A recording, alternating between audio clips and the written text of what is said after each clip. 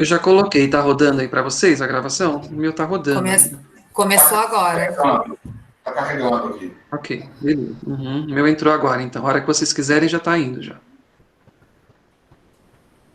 Então você quer começar falando, Thiago? Só uma palavrinha rápida. Pessoal, boa noite para todo mundo. Prazer enorme estar aqui com vocês, uma atividade que não é da maneira que a gente gostaria, né, devido a tudo que está acontecendo. Eu vou falar só um pouquinho do projeto Ares Astronomia em Resende. Ele nasceu numa semana acadêmica, como essa que a gente está fazendo, e é basicamente um projeto de divulgação científica e atividades na área de astronomia. A gente oferece atividades como oficinas, minicursos, a gente faz observações abertas ao público no campus, né, com telescópio. A gente tem um planetário também itinerante, que a gente leva ele nas escolas, e leva as escolas no campus para participar.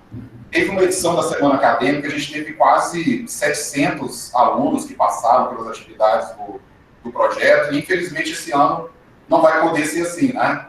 Mas, por outro lado, né, a gente tem esse recurso tecnológico agora, e felizmente dá para a gente interagir e ter uma palestra, né, com um convidado que é um especialista na área. Especialmente para mim é muito prazeroso ter o Alex aqui, porque nós fomos colegas de graduação, velhos tempos de Viçosa, né, Alex? Então, vou deixar a Ingrid te apresentar, porque ela faz isso muito bem. Vamos lá, então. Primeiramente, boa noite a todos. Eu sou a Ingrid, professora de História do Campus Resende, e vou fazer as honras, mediar aqui o nosso encontro. Hoje a gente recebe o Alex Dias. Deixa eu abrir aqui para não falar nada errado. Alex Dias Oliveira.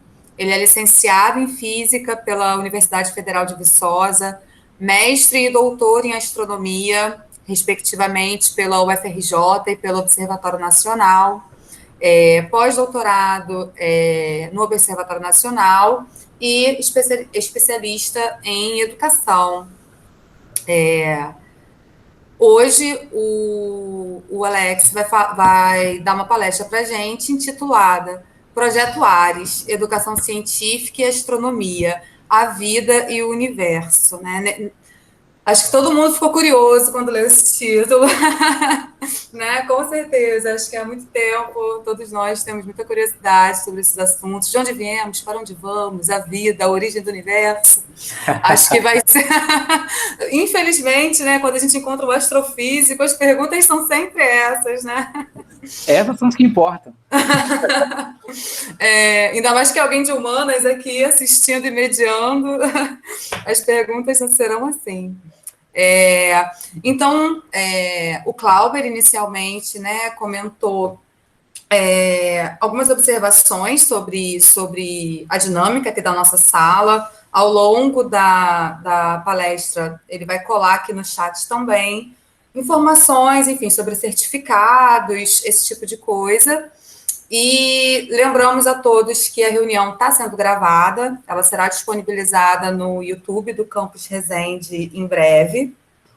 E acho que eu não sei se eu estou esquecendo alguma informação, acho que não.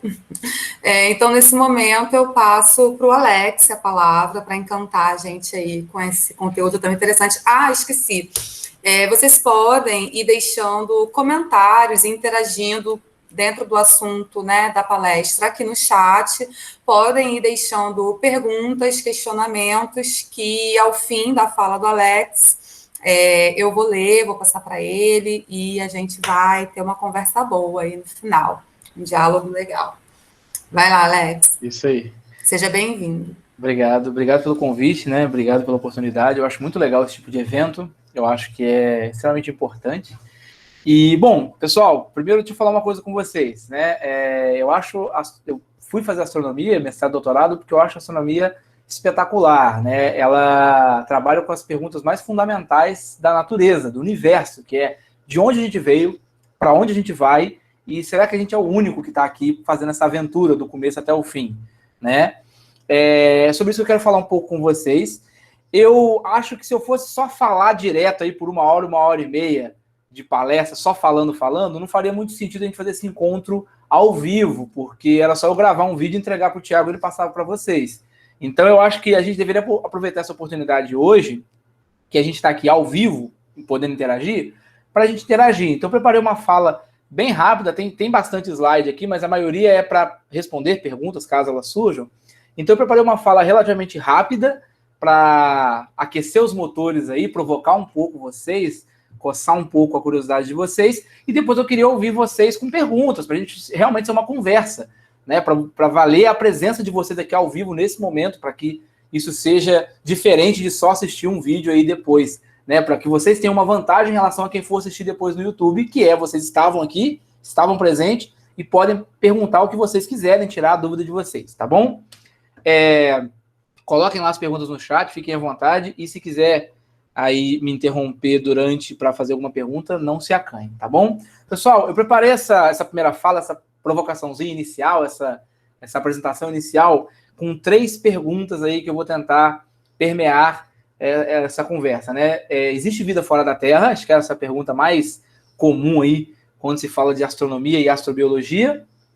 Fomos visitados, né? Tem muita gente que fala, eu já vi ET, tem ET de Varginha, tem ET de Roswell, e tem muita ciência em cima de essa análise, se a gente foi ou não visitada, e é importante a gente entender isso para evitar alguns equívocos. E, por fim, o que tem sido feito, quais têm sido os nossos esforços para tentar vencer a nossa dimensão terrestre aqui e ganhar o universo como um todo, tá? Bom, vamos começar por existe vida fora da Terra.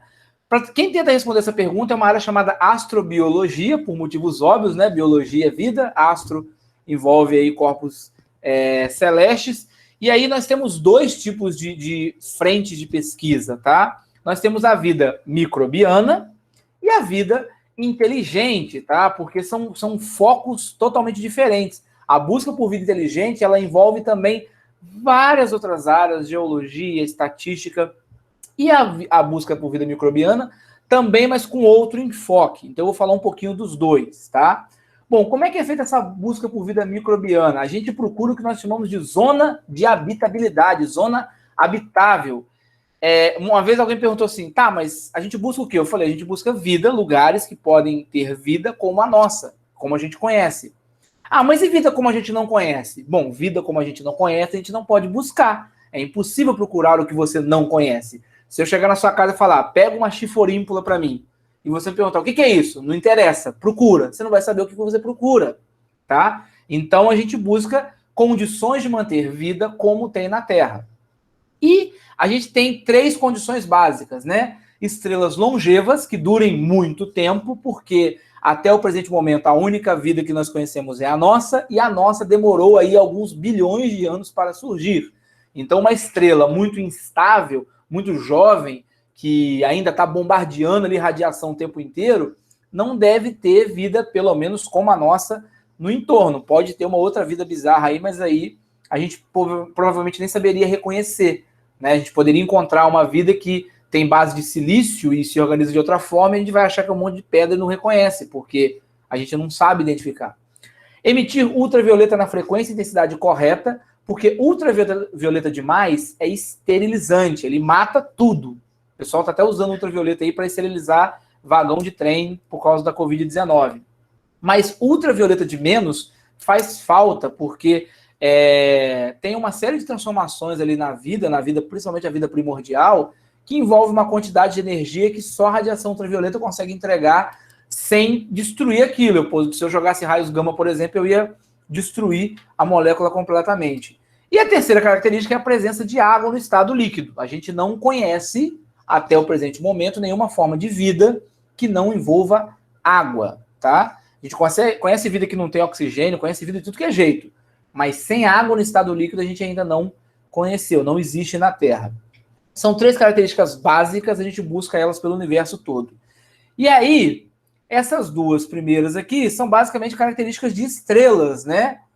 E aí você tem vários tipos de estrelas, estrela como o Sol, ou gigante vermelha, e aí fica aquela pergunta, qual que é o nosso espaço amostral? Quantas estrelas nós temos para buscar ver quais atendem essas condições? Bom, só para vocês terem uma ideia, muita gente não sabe o que é uma galáxia. Uma galáxia é uma coleção de estrelas. E você tem galáxias aí de 10 milhões a 10 trilhões de estrelas. Gente, trilhão é um número tão grande que é difícil de expressar, tá? É 1.000 bilhões. Então, assim, você tem galáxias aí de trilhões e trilhões de estrelas.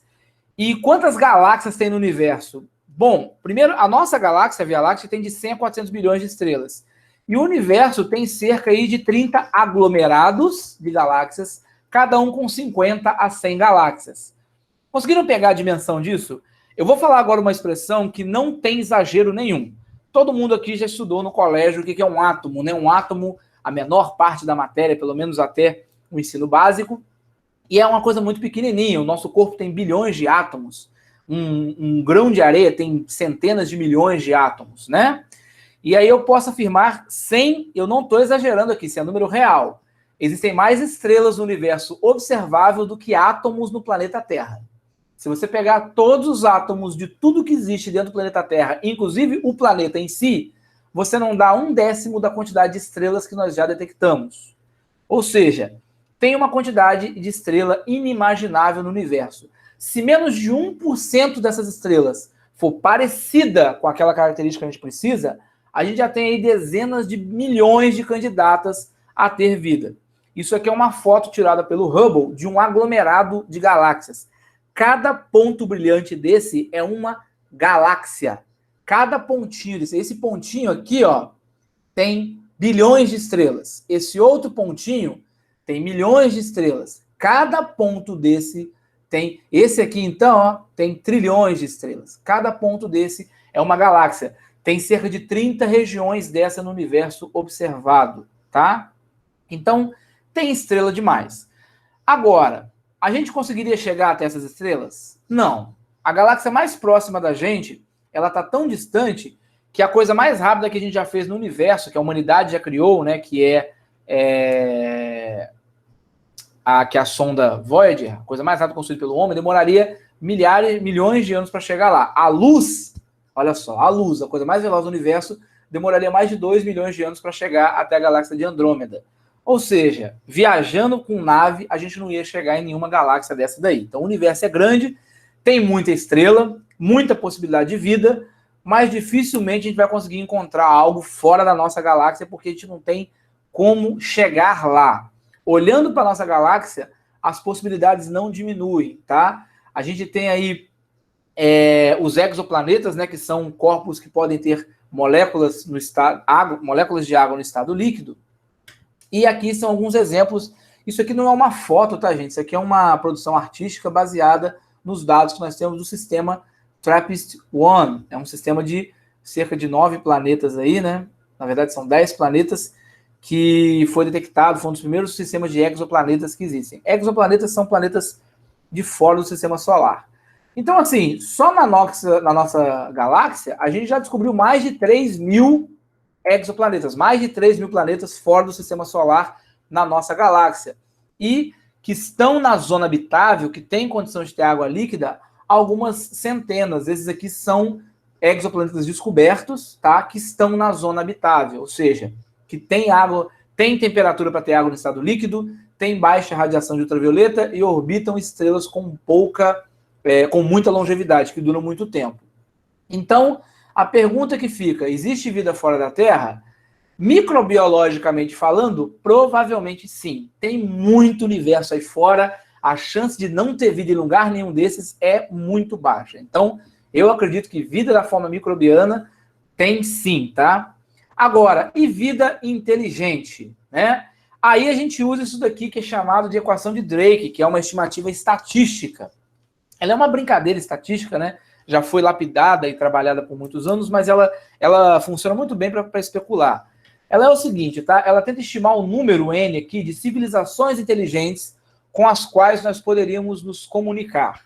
E aí ela faz uma ponderação estatística, ela multiplica vários fatores, várias probabilidades. Quais são elas? Ela pega o número de estrelas que existem iguais ao Sol, dessas estrelas, quais que têm planetas orbitando em torno delas, desses planetas, quais estão na zona habitável, desses que estão na zona habitável, quais desenvolveram vida, desses que desenvolveram vida, quais desenvolveram vida inteligente, Dessa vida inteligente, qual que quer se comunicar, porque você pode ter vida inteligente que não quer se comunicar, quer ficar na dela, e dessa que querem comunicar, qual que viveu tempo suficiente para ter desenvolvimento tecnológico para patrulhar o espaço interestelar.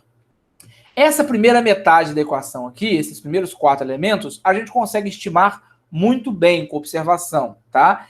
Essa segunda metade a gente não tem ideia, a gente só pode especular. Misturando esses fatores na estimativa mais conservadora possível, assumindo os menores números possíveis, a gente tem uma estimativa de cerca a 1 a 10 mil civilizações inteligentes só na nossa galáxia. Então, é provável que exista muita vida lá fora, inclusive inteligente. E aí a galera já acendeu, né, o farol. Opa, tem vida inteligente, deve ter alien. E aí temos essa pergunta, né, que permeia aí toda a ficção científica. Será que nós fomos visitados por vida inteligente? Essa possibilidade, desde que a gente descobriu que existe um espaço e que existe um universo fora da Terra, a gente tem especulado sobre isso. Tanto que tem esse livro maravilhoso do H.G. Wells, de 1930, que é o Guerra dos Mundos. E olha que coisa interessante, esse livro ele é responsável pelo maior trote da história. O que aconteceu? Em 30 de outubro de 1930, um dia antes do Halloween, tá? Em celebração lá ao livro que estava sendo um sucesso, não tinha televisão na época, e uma emissora de rádio decidiu passar um filme radiofônico desse livro. E como é que é isso? Eles fazem uma leitura dramática, igualzinho um filme, tá? Então eles fizeram uma dramatização do filme. Só que essa dramatização ela era muito bem feita, ela tinha especialistas e reportagem e entrevista com autoridades militares. É como se você estivesse assistindo um filme de ficção muito bem feito, só que no rádio. E ele começou com extra, marcianos invadem a Terra, e etc, etc, etc. O que aconteceu? Qual que foi o problema? No começo da transmissão, foi avisado, olha, nós vamos começar agora uma dramatização da obra de ficção do H.G. Wells, Guerra dos Mundos. E começou a dramatização. Muita gente, quando ligou o rádio, não ouviu que era uma dramatização. Como o rádio era uma fonte de notícia, eles acharam que era real e instaurou-se o pânico e o caos, tá? Foi uma noite bizarra nos Estados Unidos, milhares de pessoas foram para a rua estocar alimento, teve gente que se matou até, porque teve gente que fez, mandou o chefe pro inferno e pediu demissão, tudo isso porque sempre foi fascinado com essa ideia, ouviu isso no rádio e não pegou o comecinho aí avisando que era uma reportagem. No dia seguinte, que o pessoal da rádio descobriu que deu muito problema, porque tinha gente destruindo, teve cidade que ficou destruída, as pessoas quebraram tudo achando que o mundo ia acabar, tá? Então, essa ideia, né, permeia aí o imaginário popular há pelo menos 90 anos. E eu vou apresentar aqui algumas supostas evidências de vida fora da Terra visitando a gente e falar um pouco sobre elas, né? A primeira delas é o gado mutilado, aí, o chupacabra. Quem já ouviu falar no chupacabra? Quem é da minha geração, isso aí aparecia no Domingo Legal toda semana, né? Eu tinha muito medo do chupacabra. O que é o chupacabra? Muita gente achava gado mutilado, né? Resto de vaca, resto de bode, do jeito todo deformado, o cadáver todo estraçalhado, ou até o animal com ferimentos que eles não entendiam. Eles achavam que era um monstro, isso é antigo já, e no século passado, ali na década de 30 e 40, começaram a achar que era alienígena. E, na verdade, não tem nada de alien nem nada de monstro, isso é a ação de predadores mesmo, coiote, hiena, morcego, urubu, corvo, e essas pessoas, na ignorância delas, não entendiam, não sabiam como é que um coiote podia deixar aquele osso tão destroçado, mas ele deixava, ele tinha força. Então, não, chupacabra é só pessoas que não sabem como que carniceiros agem nas carcaças. Outra evidência, pirâmides do Egito. Ninguém sabe como elas foram criadas, como elas foram construídas, certo? Bom, aí tem duas coisas. Primeiro que, errado, a gente sabe sim, já tem artigos acadêmicos de engenharia e arquitetura e tem um livro todo dedicado a isso, mostrando diferentes hipóteses possíveis para a construção das pirâmides. E mesmo que a gente não soubesse, pessoal, eu acho muita soberba nossa achar que, os egípcios fizeram aquilo lá. Eu que sou eu, não sei. Eu tenho a tecnologia de hoje e não sei como poderia fazer aquilo sem a tecnologia que nós temos hoje. Então é impossível. Isso é muita arrogância. Os egípcios eram um povo extremamente inteligente, com uma cultura vasta, tecnologicamente desenvolvida. Então, é muita soberba nossa achar que porque a gente não sabe como fazer isso naquela época, eles não saberiam. Então, a gente já sabe como as pirâmides foram construídas, elas foram feitas por câmaras internas, em espiral, tipo uma escada em caracol, onde eles levavam as pedras até o topo, tá? Tem imagem de infravermelho que mostra essas câmaras das pirâmides por fora. E círculos em plantações, né? Tem um filme maravilhoso de ficção científica chamado Sinais, e aí o pessoal coloca isso, né? Isso aqui é uma plantação, isso aqui são pessoas, tá, gente? Isso aqui é um carro, pra você ter uma ideia. Olha o tamanho desse negócio. Isso é um trote, tá? Um furacão deixou um círculo muito bonitinho na Austrália. Isso na década de 70. 2 jovens britânicos viram isso, acharam maravilhoso, pegaram madeira e corda e começaram a fazer isso em vários lugares pelo Reino Unido, pela Inglaterra. E isso ficou popular, foi pro jornal, um monte de gente começou a reproduzir, mas na década de 90 eles vieram a público falar que realmente era uma farsa que eles estavam fazendo. Então também nada de evidência de vida fora da Terra aí, só gente brincando ou civilização muito avançada. E temos aí 2 casos emblemáticos, né? O ET de Varginha, em 1996, e o acidente de Roswell, de 47. O de Roswell, cronologicamente, foi o primeiro. Em 1947, um grupo de pessoas jurou que viu um objeto não identificado caindo nos arredores dessa cidade, e um objeto prateado, grande, e essas pessoas falaram que era que o governo estava cobertando.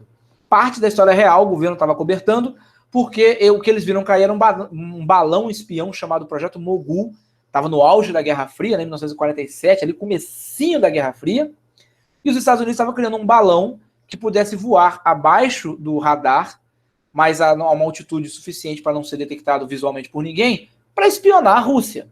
E aí esse balão sendo testado, tem uma base militar ali perto de Roswell, esse balão caiu, e a galera viu, e o governo não podia falar, não, pessoal, relaxa, isso aí é só uma tentativa nossa de espionar os russos, porque os russos iam saber. Então eles inventaram uma história, cobertaram lá, mas é isso, era o Projeto Mogul. E o ET de Varginha, 3 meninas, na verdade, voltando para casa, viram um ser agachado num canto escuro, elas nunca falaram que era um alien, elas acharam que era um monstro, e saíram correndo, e nesse dia choveu muito, e aí junta essas meninas que viram esse ser com gente que falou que viu viu o corpo de bombeiro rodando pela cidade, viu o caminhão do exército no dia seguinte passando pela cidade. O que a gente tem aqui é uma série de coincidências, tá? O exército passando pela cidade é porque ali perto tem uma base militar e tinha um comboio de caminhões indo fazer manutenção já. Essa manutenção estava agendada há meses já, então ela não foi uma desculpa inventada depois. Estava lá na agenda do exército que esses caminhões iam lá fazer manutenção. O corpo de bombeiros, na noite anterior, choveu pra caramba, caiu árvore em Varginha, e o corpo de bombeiros estava circulando pela cidade recolhendo árvore e cuidando de pessoas que tinham se machucado. E a pessoa agachada, tinha um morador da cidade, que o pessoal chamava de Mudinho, que tinha o hábito de ficar agachado em vários cantos, e aonde ele foi avistado era ao lado da onde ele morava, da casa dele. Então, assim, também não tem nada aí de alien, né? E aí a gente tem hoje congressos de ufologia, né? Uma ciência para conhecer e difundir. Não, ufologia não é uma ciência, não deve ser conhecida nem difundida. Ela é puro charlatanismo, né? Basta entender o seguinte, pessoal. O nosso cérebro, ele busca respostas simples e claras, tá? A gente gosta do que é fascinante, né? Caraca, descobrimos vida! Pô, é muito mais legal do que não. Era só um cara agachado ali e uma chuva forte. E o nosso cérebro também, ele não lida bem com dúvida, né? A gente precisa de explicação, isso é uma questão evolutiva. Mas aí a gente tem que usar o ceticismo saudável para entender que isso não deve levar a gente por esses caminhos. Como diria o grande mestre Carl Sagan, afirmações excepcionais demandam evidências excepcionais. Se você falar comigo, olha, eu sei voar, eu quero ver você voando, meu colega. Você vai ter que me provar. E não basta você me mandar um vídeo que você está voando, que hoje em dia qualquer um monta um vídeo aí fazendo que está voando. Tá? Eu quero ver você voando na minha frente, eu quero colocar anel em volta de você para ver se não tem cordinha, eu quero tocar em você, eu quero ter certeza que você está voando, porque voar é algo extraordinário. Quanto mais extraordinária a afirmação, mais extraordinária tem que ser evidência. Não dá para ser uma foto borrada a um fulaninho que disse que viu. Tem que ser algo extraordinariamente igual à afirmação extraordinária de que você encontrou vida fora da Terra. Tá? Lembrem sempre disso. Então, assim, e a ciência busca vida fora da Terra. A gente não precisa da ufologia, tá? Existe um programa chamado SETI, isso aqui é a sigla em inglês para Search for Extraterrestrial Intelligence, ou Busca por Inteligência Extraterrestre, tá? Esse programa conta com astrobiólogos, geólogos, geofísicos, estatísticos, matemáticos, todo tipo de cientista, interpretando dado, apontando telescópio lá para fora, e até agora não achou nada. Você acha realmente que toda essa galera está participando de uma conspiração, sabe-se lá Deus para quê? Qual é a vantagem de proteger a humanidade dessa informação? Né? Não faz o menor sentido, tá? E isso, inclusive, levanta uma coisa chamada de paradoxo de Fermi, que é o seguinte: eu acabei de falar que tem muita possibilidade de vida fora da Terra, inclusive vida inteligente. Mas a gente não tem evidência de que ela chegou na Terra. Então, tem alguma coisa errada. Por que toda essa vida não chega até aqui? E aí o paradoxo de Fermi, ele tenta propor explicações para isso, né? Para essa, por que tem tanta vida lá fora, por que ela não veio até aqui? E a primeira explicação é: a viagem interestelar é viável. Como eu falei, o universo é muito grande, está tudo muito longe, e nenhum alien tem tecnologia para chegar até a Terra. A segunda: os aliens não querem nada com ninguém. O alien está na dele, está tranquilo, ele está bem, ele não quer saber de você, então pega a dica aí, se valoriza e para de correr atrás de quem não quer te dar atenção, né? A terceira é que os aliens são colonizadores, mas eles ainda não chegaram aqui. Você pode usar o exemplo aí dos índios americanos no século X, XI, quando a Europa tinha lá seu desenvolvimento tecnológico, mas não tinha viajado ainda pelos mares. Então os índios não sabiam que os europeus existiam, os europeus não sabiam que os índios existiam. Então você tinha duas populações no mesmo universo ali na Terra que não se encontraram por uma questão de tempo e tecnologia. Pode ser o caso agora com o resto do universo. Tem também a teoria dos aliens do passado, que é a ideia de que eles até passaram por aqui, mas não tinha ninguém, eles foram embora. Ou eles passaram por aqui e trouxeram contaminação, inclusive provocando a vida na Terra, que é a teoria da panspermia. Tem também a hipótese do zoológico, né? Os aliens já chegaram, já viram a gente, só que eles estão do lado de fora monitorando e a gente não consegue perceber eles como animais no zoológico, né? Tem também que a gente não é capaz de perceber os aliens, eles são tão diferentes em sua composição que a gente não percebe eles, ou percebe eles como entidades sobrenaturais, né? Tem gente que fala que possessão demoníaca, projeção astral, isso tudo são santos e deuses, são, na verdade, os aliens no nosso entorno, e a gente vez ou outra esbarra com a manifestação dele. É uma hipótese, não foi testada, não é confirmada, mas é uma hipótese. E a última hipótese que tenta explicar por que talvez a gente não... Por que talvez tem tanta vida lá fora, mas a gente nunca recebeu visita, é o grande filtro. O grande filtro é uma hipótese que diz que existe um grande filtro pelo qual as civilizações não passam. Então você não tem proliferação de civilização para se conhecer, porque ao chegar no grande filtro, elas desaparecem ou sequer surge vida. E aí nós temos duas possibilidades. A primeira é que nós passamos pelo grande filtro e as outras não. Então, tem possibilidade de vida, só que os outros lugares não geram essa vida. E uma possibilidade disso é a mitocôndria. A mitocôndria é uma organela extremamente complexa, tá?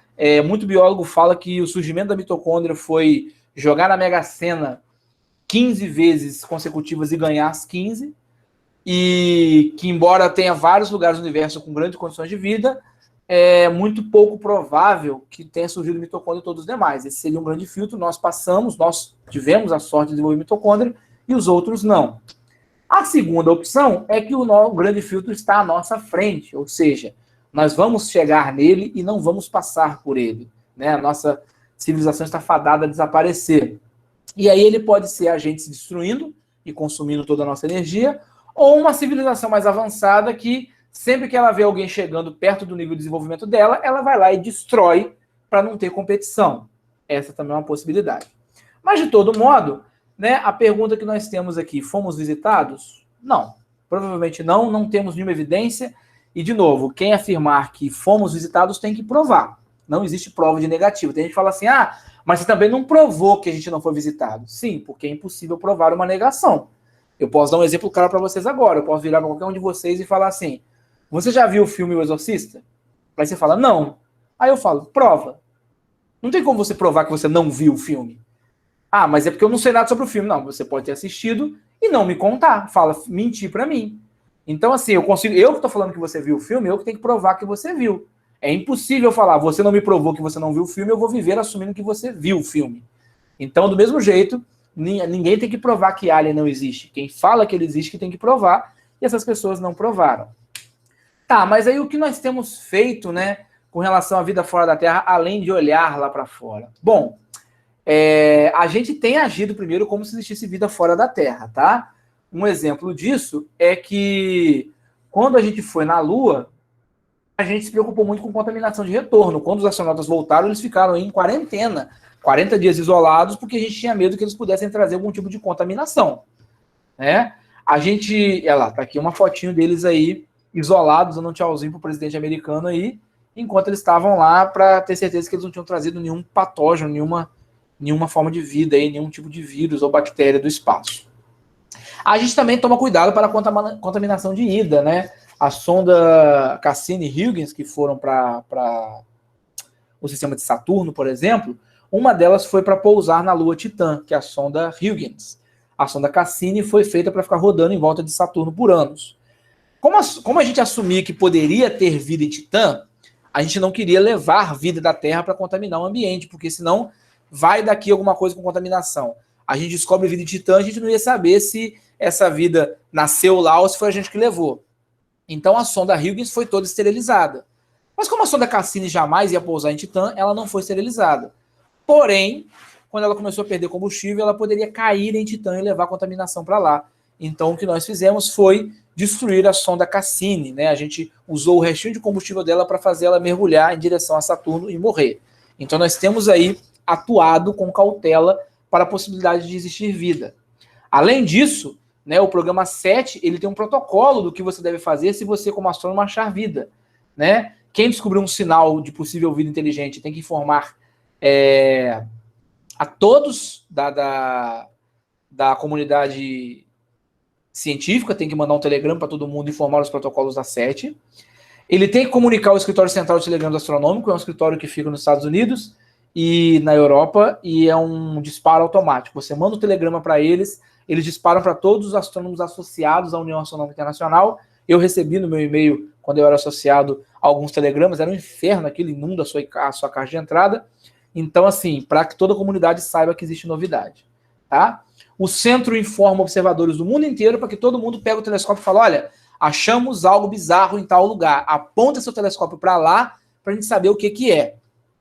E a gente informa também o secretário-geral da ONU, tá? Porque existe um escritório, um conselho da ONU, da Organização das Nações Unidas, que lida com as questões espaciais, que trabalha sobre a exploração do espaço. Ele teria que ser informado e o público geral, todo mundo que não é cientista, seria informado através da escala Rio, que é essa escala que estabelece de 0 a 10 qual é o nível de importância e de risco que uma detecção de vida inteligente pode ter, né? Sendo 10 aí o nível mais extraordinário, então essa comunicação tem que ser feita num jeito mais cauteloso, em rede nacional, com autoridades, tá bom? Além disso, pessoal, a gente pode especular, né? Existe um trabalho muito legal, eu tenho um canal de vídeos no YouTube que eu fiz um vídeo sobre isso, que chama Teoria dos Grandes Aliens, que ele tenta especular como que seriam os aliens usando aí física e matemática e estatística, tá? Aqui tem um gráfico da distribuição de torcidas de futebol por times. E se vocês olharem, a maioria esmagadora dos times, ó, do Santos até o Avaí, tem uma média razoável aí de alguns milhares de fãs. Enquanto que os 3 times com maiores torcidas, né, o Flamengo aqui, e não apareceu aqui, mas o Corinthians também, tem milhões de torcedores, tá? O que isso significa, né? Eu posso mostrar aqui também a população de países, né? Você tem 2 países com a população enorme e o restante com a população bem menor, tá? Ou religiões, né? Você tem as 2 maiores religiões do mundo, cristãos e muçulmanos, ocupando aí quase 60% das religiões do mundo, e as outras milhares de religiões, cada uma tem aí algumas centenas de seguidores. O que eu quero dizer com isso, né? O que eu quero dizer com isso é que um indivíduo típico, ele não representa um indivíduo de um grupo típico. O que é isso? Se eu pegar um torcedor de futebol qualquer, aleatório, eu falo, não sei para que time que ele torce. O palpite mais seguro é eu assumir que ele torce para o Flamengo ou para o Corinthians. Por quê? Porque são as maiores torcidas do país, então a chance dele pertencer a uma delas é muito grande. Porém, uma vez que eu classifiquei, eu acho que ele é do Corinthians, eu tenho que entender que a torcida do Corinthians, o grupo ao qual esse indivíduo faz parte, não é uma boa representação da maioria dos grupos torcidas, porque a maioria das torcidas do país não tem o tamanho da torcida do Corinthians. Então, se você não sabe a qual grupo você pertence, o mais seguro é você assumir que você, primeiro, pertence a um grupo que é o mais populoso e que esse grupo populoso é a exceção e não a regra.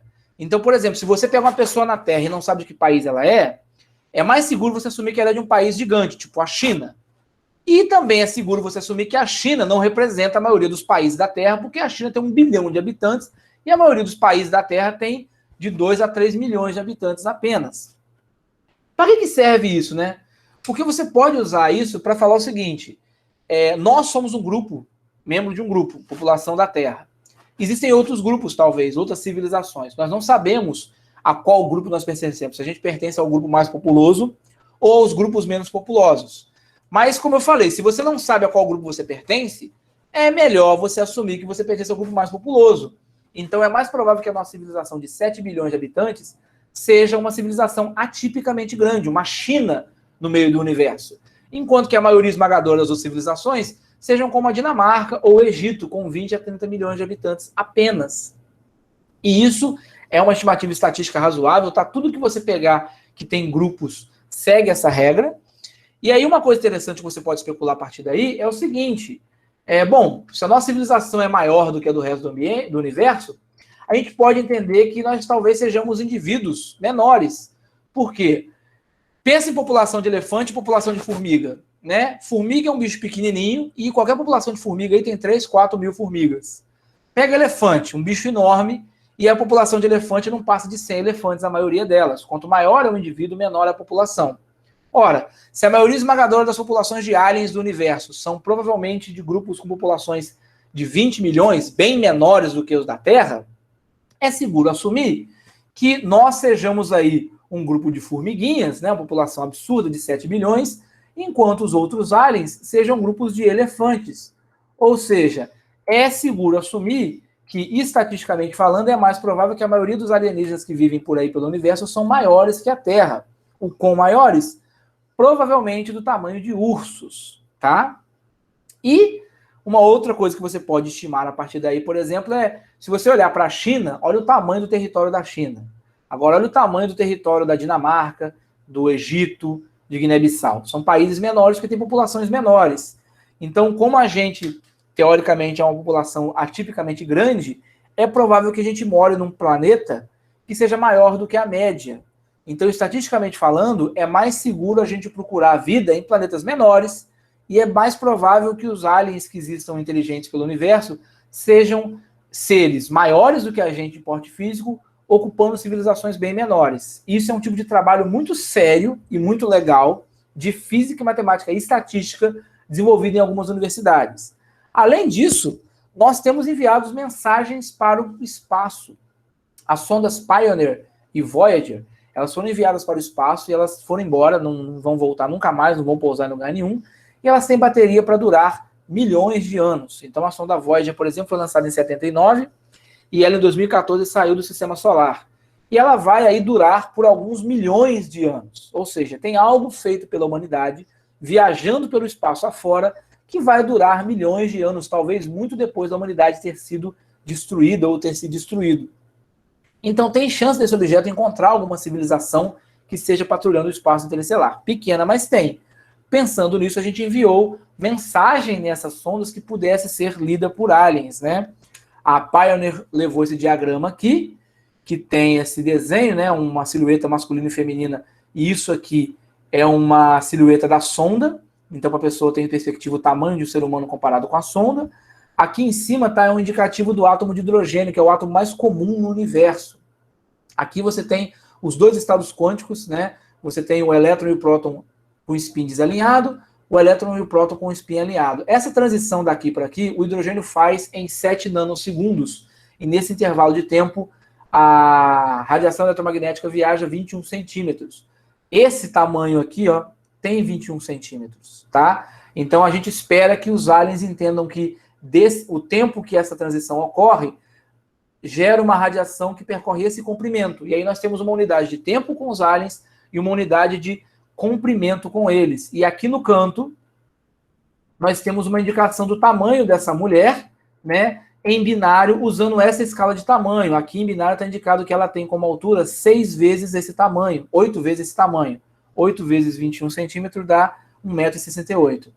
Além disso, nós temos aqui os planetas do Sistema Solar, o caminho que a sonda fez, né, saindo da Terra, passando por Marte, Júpiter e indo embora. E isso daqui, ó, é o nosso endereço no cosmos, tá? Cada ponto desse são pulsares, são objetos distantes, estáveis, e que pulsam uma frequência tão específica que você pode acertar o seu relógio por ela, tá? Esses são os 14 pulsares mais comuns aqui no nosso entorno, e no centro desse diagrama está a nossa galáxia, está o nosso planeta. Então é o nosso endereço cósmico, e essas ranhurazinhas aqui são o período de perturbação desses pulsares nessa escala de tempo descrita aqui, tá? A gente assume que essa mensagem conseguiria ser lida. A sonda Voyager levou uma mensagem um pouco mais sofisticada. Ela levou um disco, igual o disco de vinil, só que de ouro. E nesse disco foi gravado todo tipo de informação, tá, gente? O vinil, ele não grava só música, né, o disco. Ele pode gravar imagem, vídeo. Ele tem vídeo, ele tem foto, ele tem música, ele tem tudo. E do lado desse disco foi esse discozinho de ouro aqui, para explicar aos aliens como usar, né? Você tem ali aquela mesma coisa do hidrogênio que foi enviada lá na Pioneer para explicar, para estabelecer unidade de tempo e de distância.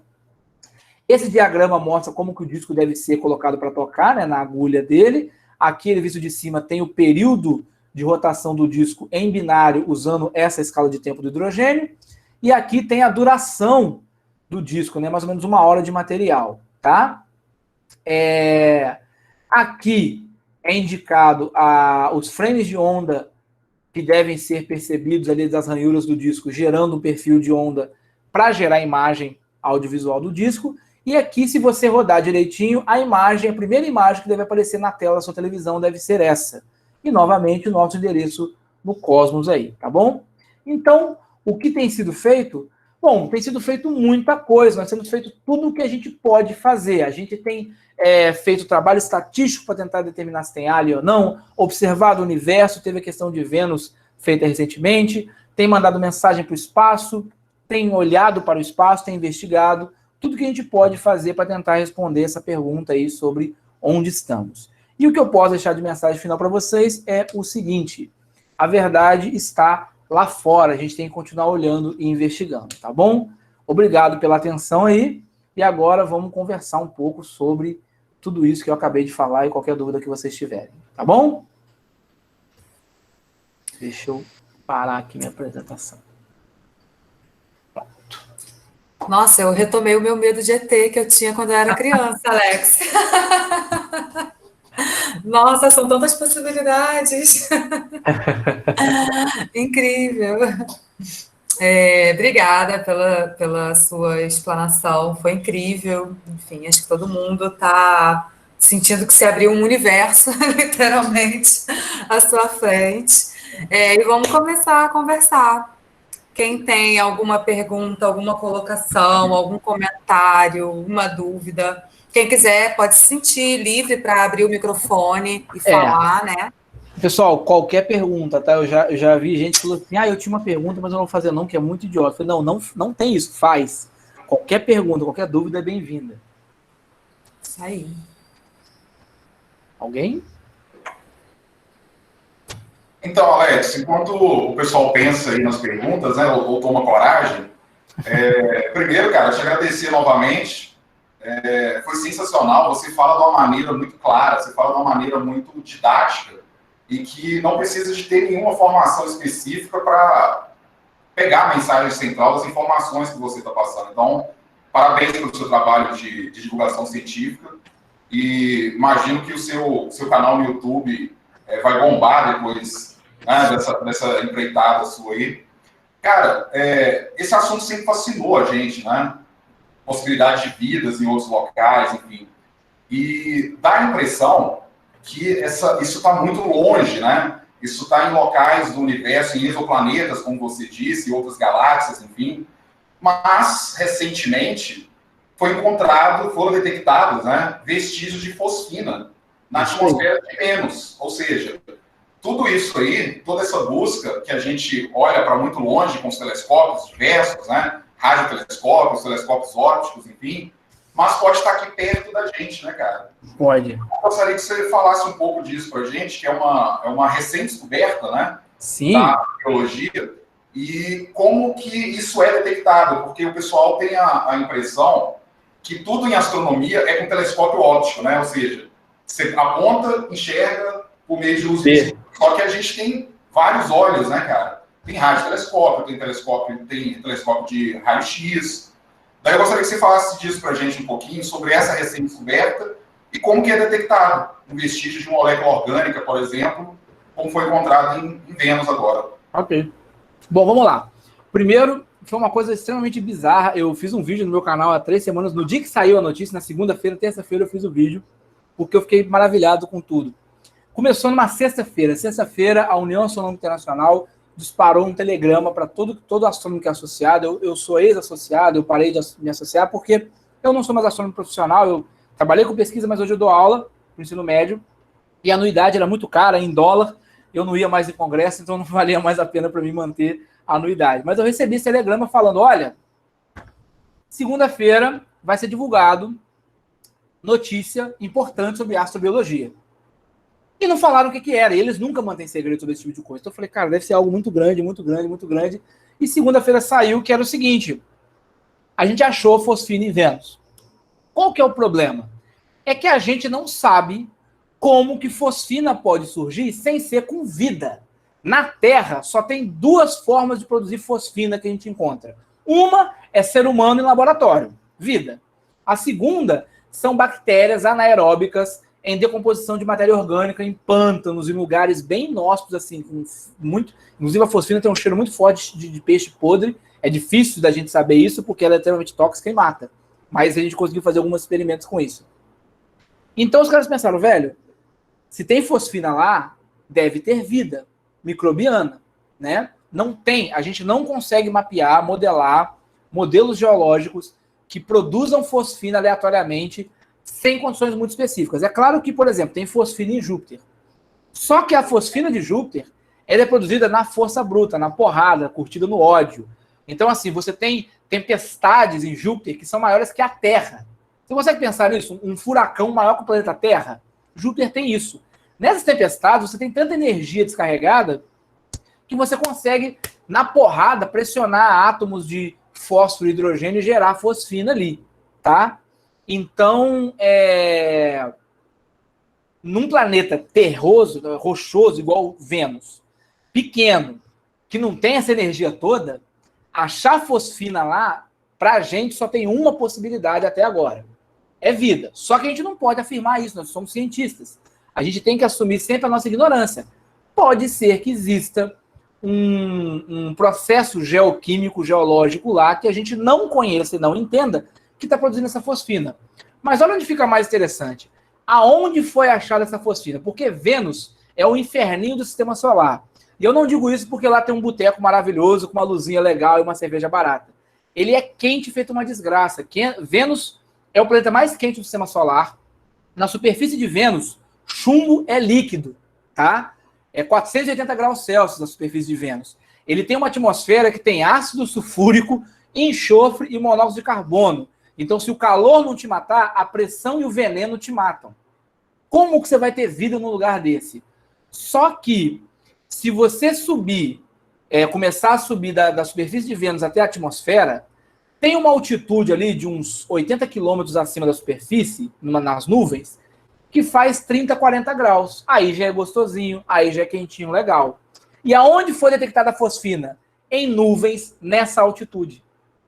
Porque se eu acho fosfina na superfície, galera, não é vida. Tem outra coisa gerando fosfina. Por quê? Ela surgiu num lugar onde nada consegue ficar vivo. Não. Ela surgiu no único lugar da atmosfera de Vênus onde uma bactéria poderia sobreviver. E exatamente na região da latitude de Vênus onde bactérias poderiam sobreviver. Isso deixou a galera mais animada ainda, tá? Eu falo lá no meu vídeo que 99% de chance, de certeza, de que a fosfina lá surgiu de um processo não biológico que a gente não conhece. Mas o 1% de possibilidade de ser vida é o que me deixou animadíssimo, porque seria a descoberta mais fascinante da humanidade, né? Levantaria muitas perguntas. Agora, a segunda parte da sua pergunta, como é que a gente detecta esse tipo de coisa? Muita gente tem a visão clássica do astrônomo metendo o olhão no telescópio. Para começo de conversa, telescópio usa espelho, não usa lente, tá? Ele é um balde que capta luz enorme, aquele espelho gigante, e ninguém bota o olho em lugar nenhum. A gente pega aquela imagem, joga no computador e amplia. Então, imagina que a luz é como se fosse água da chuva, e quanto maior for o seu balde, mais água da chuva você pega. Então, o que eu faço? O meu olho pega um pouquinho de luz de Vênus. Então, a imagem de Vênus que eu tenho no meu olho é um pontinho brilhante. Se eu botar no computador e der um zoom de 200 vezes, eu vou ter um borrão branco. Agora, se eu pego uma bacia, um espelho do tamanho da minha casa, de 2 metros de diâmetro, eu consigo pegar tanta informação de luz de Vênus que se eu jogar no computador e der um zoom, eu consigo ver com detalhes. Então, isso que é o telescópio óptico, ele usa um espelho. O radiotelescópio usa uma antena para pegar ondas de rádio, e por aí vai. No caso da fosfina, no caso de moléculas, a gente detecta, na verdade, um tipo de radiação específica, que é a radiação infravermelho, né, uma radiação invisível. Porque algumas moléculas específicas, quando a luz passa por elas, tá, ela perde um pedacinho de energia, ela perde um pouquinho de energia. E aí você consegue ver o que nós chamamos de perfil de absorção. Você vê lá a frequência de luz, de repente essa frequência cai. E essa queda é num comprimento de onda, numa frequência específica. E essa frequência, ela é específica de cada elemento químico. Então você consegue ter uma assinatura química dos objetos celestes olhando essa luz na frequência específica. Então, por exemplo, o infravermelho é uma luz que é muito absorvida pela fosfina. Então, se eu botar um filtro no meu telescópio que não deixa passar nada, não sei infravermelho, não passa visível, não passa ultravioleta, não passa nada, eu vou começar a olhar o infravermelho. E, de repente, eu vejo que o infravermelho vai lá e é absorvido num comprimento de luz específico. E aí eu vou ver esse comprimento de onda e eu percebo que ele, no laboratório, qual é o elemento químico que reproduz esse perfil de absorção? A fosfina. Esse é o composto. Aí a galera, E aí a gente começa a tentar observar de outras formas, com radiotelescópio, com sonda, a gente está tentando mandar sonda para lá. Porque tem... Primeiro de tudo, antes da gente explicar como essa fosfina chegou lá, a gente tem que ter certeza que ela está lá. Então, assim, o artigo agora detectou fosfina, ele mostrou 8 métodos diferentes de detecção, todos eles muito bem consolidados, mas a gente precisa consolidar mais esses dados. Então vai ter missão aí futura aí nos próximos anos para Vênus. Mas, assim, foi um negócio que eu nunca ia esperar que fosse Vênus. Eu achava que seria uma das luas de Júpiter, né, Europa, que tem água subterrânea, ou Titã, lua de Saturno. Mas, cara, Mercúrio está mais perto do Sol. Vênus é mais quente que Mercúrio. Sacou? Vênus é absurdo, é um lugar, assim, inóspito. Isso vem para mostrar o quanto que a ciência é contra-intuitiva, o quanto que ela vai contra a nossa intuição, né? Exatamente, eu também fiquei chocado, cara. Mas, enfim, chocado, mas cético, né? Porque, como você disse, pode ser um outro processo que produziu essa molécula orgânica que a gente não conhece ainda, né, cara? A gente ainda não consegue reproduzir em laboratório. Ingrid, pode continuar mediando aí, por favor. Mais alguma pergunta aí? Eu estou me sentindo a Joana Las Casas, que comentou aqui no chat. Gente, muito incrível. Sabe aquele meme do Facebook, onde a cabeça explode? É bem assim que você se sente com tantas possibilidades. Tem uma galera aqui, Alex, pedindo o link do seu canal. Vou botar aí agora na descrição. É youtube.com/educação científica. Eu mandei aí, ó. Mandou. E aí, falo de... Tem uma média de 2 vídeos por semana. Terça-feira sai um vídeo sobre ciência.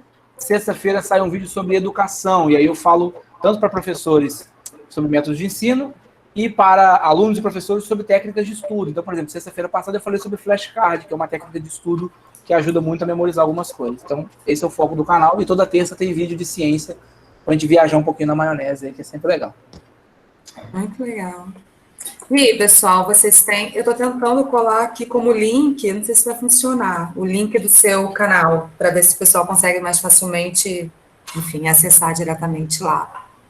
Foi sim, foi o link. Foi sim. Quem tem mais perguntas, mais dúvidas, mais comentários a fazer para o Alex? Ninguém nunca viu o Alien aí, não, gente? Essa é uma boa, né? Não. Galera, como o Alex falou, qualquer pergunta. Qualquer pergunta é válida. Eu tenho uma pergunta. Eu tenho também. Vai, Cláudio, vai você primeiro. Para quebrar o gelo aí, então, Alex, boa noite, parabéns pela sua fala. Eu sempre fiquei, assim, muito impressionado, né, com a imensidão mesmo que o nosso planeta, né, na verdade que a galáxia tem, né, que as várias galáxias que eu aprendi aqui hoje com você tem, né, uma coisa impressionante, a gente ficar suspenso, literalmente, né, nessa imensidão. Eu vou fazer uma pergunta de leigo, tá? Então, por favor, não me julgue. A gente, né, nós meros terráqueos aqui, fomos sempre muito influenciados pelo cinema, né, nessa questão da vida que pode existir aí além do planeta Terra, né? Então, essa questão aí de Star Wars, que eu adoro, enfim, Jornada nas Estrelas, né? A gente é muito influenciado por por esse veículo, né? Por essa mídia aí extremamente forte que é o cinema. E aí sempre ficou muito forte, né, a imagem do alien, a imagem do ET, né, como um predador, mesmo como um invasor.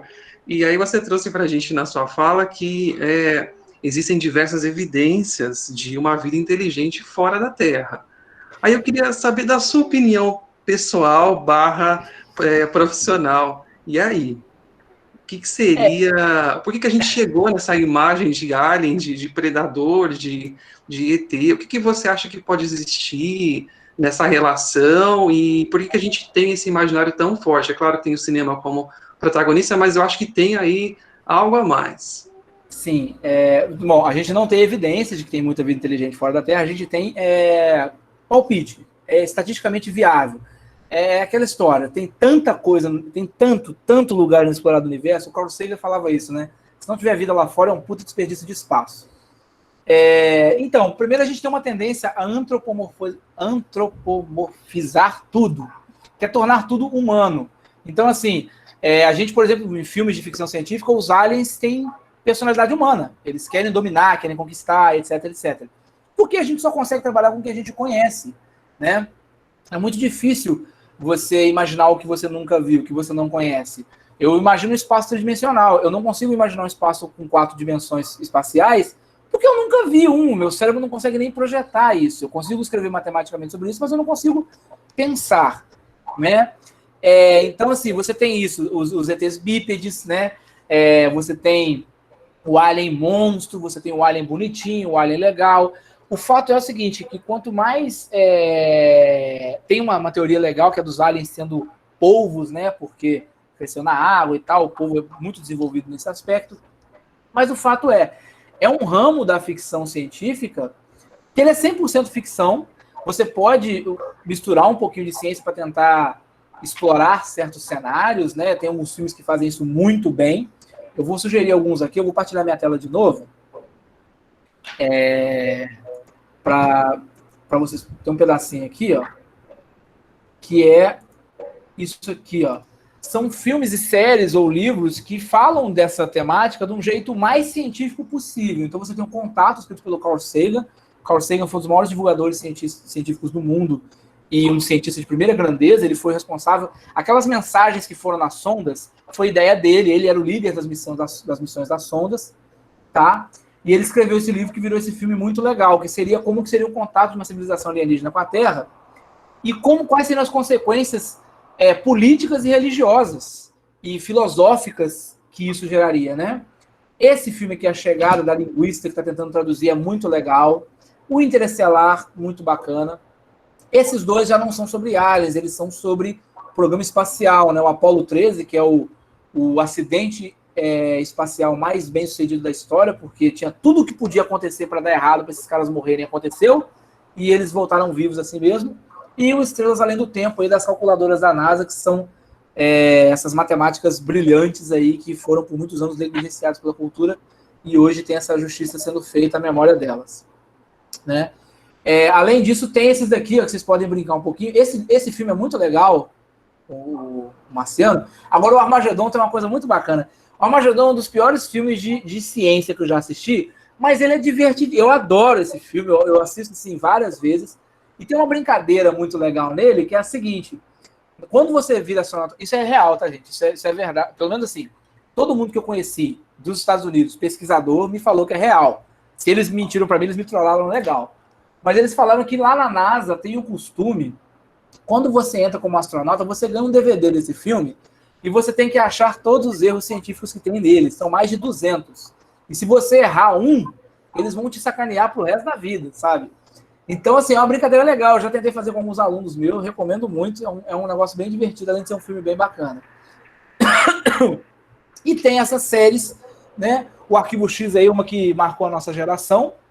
Recomendo. Essa série aqui é espetacular. Tanto a antiga do Carl Sagan quanto a nova, a Cosmos, tá? E aqui são alguns livros que eu posso recomendar depois, né? O mais legal é esse aqui, ó, A Longa Terra, que é também sobre ficção envolvendo o Alien, tá? Mas, assim, eu acredito que a gente tem muito disso de antropomorfizar. A gente imputa nas coisas visões humanas. Até animal a gente faz isso, né? Você vê um animal se portando, o gato se portando de um jeito, você fala, esse gato é muito dissimulado. O gato não é dissimulado, dissimulado é só ser humano. Mas isso é natural, é instintivo nosso. E aí, eventualmente, a nossa criação vai refletir isso. Tem algumas coisas que são afetadas pela cultura popular. Deixa eu dar um exemplo bem rápido. Disco voador. Todo mundo que fala que viu coisa no céu, fala que viu disco. Isso começou em 1947. Por quê? Um soldado americano, aposentado, viu um objeto voador não identificado. Chamou o repórter e deu entrevista. O objeto que ele descreveu parecia um bumerangue, tá? Ele era uma meia-lua com uns pontinhos assim. Só que ele falou para o repórter e o objeto saiu voando no ar, quicando, igual um disco que cai na água. O repórter entendeu isso errado e escreveu Flying Disc, né, um disco voador. O cara ligou para o repórter, olha, você falou besteira, não foi isso que eu disse. Retrata lá o repórter, vai pro inferno, eu já fiz, foi. Resultado, antes de 1947, você tinha um monte de relatos de objetos não identificados no céu, das mais diversas formas. Essa notícia de jornal viralizou. Depois de 47, 93% das pessoas que veem objeto lá fora fala que é disco. E tudo influenciado porque o cérebro já espera ver um disco. Por causa disso, viralizou. Então hoje já está tão impregnada na nossa cabeça a ideia de que os aliens vão vir em um disco, que se eu vejo um objeto lá fora, o meu cérebro projeta nele um disco, já pensa que é alien. Então você vê, a gente é muito influenciado por essa questão cultural também, né? O ET de Varginha, o Chupacabra, só olhar o modelo deles, eles parecem muito monstros e demônios antigos, aí, gárgulas, representados pela história. Então, tem isso aí. Eu acredito que qualquer civilização que for existir aí, eu acredito na teoria dos grandes aliens, eu acho ela muito legal, que vão ser seres maiores que a gente, né? Porte de urso aí, grande pra caramba. E aí agora é só pegar um biólogo e brincar com essa ideia. Tá, se eu tenho uma civilização que mora num planeta menor, e eles são grandes, o planeta menor tem menos gravidade, e eles são grandes, como é que seria a morfologia desses caras? E o biólogo pode fazer essa pesquisa aí, a gente poderia construir um fenótipo bem interessante desses aliens aí. Eu acho que esse seria um caminho mais legal. Nossa. Muito bom, obrigado, Alex. Excelente. Alguém tem alguma outra pergunta a fazer para o Alex? Um comentário? Pode abrir o microfone. Quem estava falando, alguém puxou um e eu cortei. Não, você mesmo comentou ali no chat que você assistiu, cresceu chorando assim no Armagedon. Eu também, eu sou apaixonado pelo Armagedon. Eu adoro o filme. É o que eu falo. Você não precisa falar se eu odeio ser cientista. Não, cara, eu adoro o filme. Eu acho ele muito legal. Porque quando eu vou sentar no cinema, eu desligo o meu cientista para alguns filmes, que senão eu não curti. Eu tava vendo Piratas do Caribe, uma amiga minha falou assim, os dois navios estavam circulando num turbilhão de água. Aí um amigo meu falou assim, o navio já teria tombado. Eu falei, colega, a cabeça do cara é um povo. Você acha que a gravidade ali é um pequeno detalhe. Eu acho que a cabeça do cara é um povo, a gravidade ali já foi há muito tempo. Entendeu? Superman, ele segura, ela não dá certo. O cara voa. Ele voa. Então, assim, eu desligo o cientista e me divirto com esses filmes. Não quer dizer que eu não curta filme com ciência. O Interestelar é um filme que eu lembro disso até hoje. Eu fui ver com um colega meu, astrônomo também. Saímos do cinema e a gente foi a pé para casa, meia hora de caminhada. Do cinema até a nossa república, a palavra mais dita por nós, desculpem o vocabulário, foi foda. Como esse filme era, assim, a gente lembrava, cara, isso e aquilo. E a gente ficou impressionadíssimo. Ali eu o Interestelar? O Interestelar.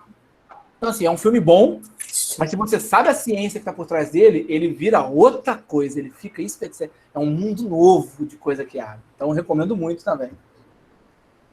O Interestelar é incrível. Nossa. Como você falou, né, cara? Você tem que desligar um pouco ali, apesar de ser difícil, né? Porque é o que a gente faz e os motivos que a gente levou a fazer ciência, né?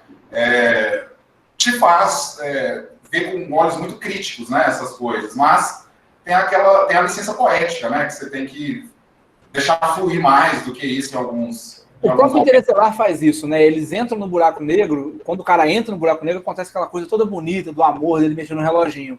E aí um amigo meu falou assim, nunca que isso ia acontecer. Eu falei, pode parar aí. Por quê? Ninguém sabe o que acontece dentro do buraco negro. Exato. A física e a matemática do horizonte de eventos para dentro morre, ela desaparece. Então pode acontecer, velho. O cara pode ver um unicórnio e eu não gosto de absurdo. Porque a gente não tem ciência. E o Kip Thorne, né, que é o Kip Thorne é um físico do MIT, especialista em buraco negro, ganhou o prêmio Nobel de Física, ele foi produtor e consultor do filme. Ele deu uma entrevista falando sobre a ciência, ele falou assim, quando ele precisava de... O Nolan, que é o diretor, queria o filme mais científico possível. E o Kip Thorne não foi um consultor, ele produziu o filme, o Nolan chamou, quero que você produza também. Quando chegou na parte do roteiro, que eles entram no buraco negro, o diretor perguntou para ele, o Nolan, e agora? Ele falou, agora você faz o que você quiser. A ciência vai até aqui. A matemática vem até esse ponto. Daqui para dentro é uma folha em branco, mas em branco mesmo. Não há absurdo para você colocar ali, porque é impossível a gente falar. Não tem nem como a gente falar assim, o que é mais provável. Não tem nem o mais provável. Então ele falou pro diretor, cria o que você quiser para deixar poético e bonito, porque é tudo da lei. Exatamente. Outro filme que faz isso muito bem, né, é um filme mais antigo, que é o 2001, o Série no Espaço. Aqui é difícil você achar um furo físico. Aquele já é o contrário do Armagedona. E ele é poesia pura, né? É difícil de achar um furo? É isso que você disse? Sério? Que legal. Ele já é o contrário do Armagedon. Ele já tem os princípios físicos, os fundamentos nele, são muito bem descritos assim na linguagem do cinema, né? E artisticamente é um filme lindo, né? O Kubrick tinha uma linguagem cinematográfica espetacular, então ele, além de ser um filme cientificamente totalmente correto, ele é muito bem dirigido, ele tem uma narrativa complexa, bonita, poética. Tem um pedaço, o filme é lento, mas ele é propositalmente lento, tem um pedaço que ele não acontece nada, é só uma imagem avançando, mas aquilo ali te arrepia, porque ele te prepara para o outro e tal. É muito bacana, eu recomendo muito. Assim. É incrível. Pode tocar aí, Ingrid. Quando o Clauber falou que tinha uma dúvida, você falou que tinha uma também.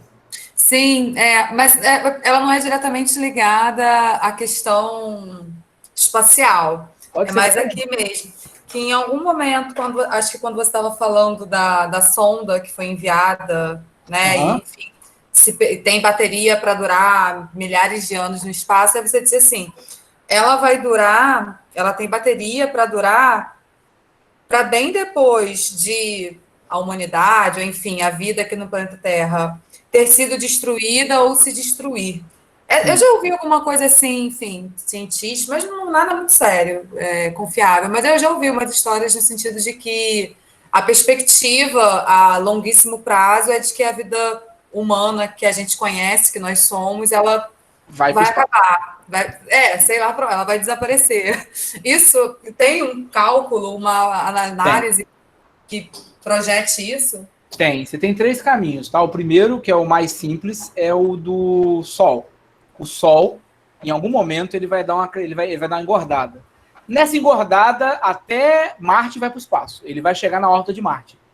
Ele vai ficar do tamanho da órbita de Marte. Então, tudo que tiver de Marte para dentro, isso inclui a gente, vai ser engolido. Tá? Quando ele fizer, ele vai fazer isso daqui a alguns milhões de anos.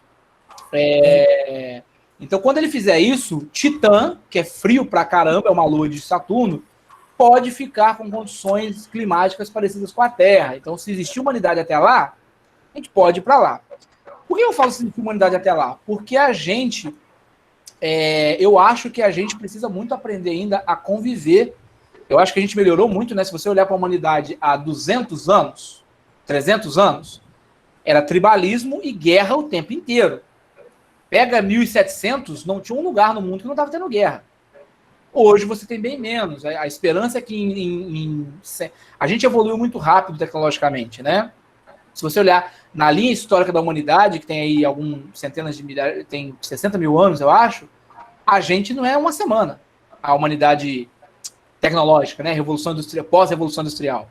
Então, assim, se você colocar isso num ano, 1º de janeiro é o Homo sapiens começando a usar pedra lascada.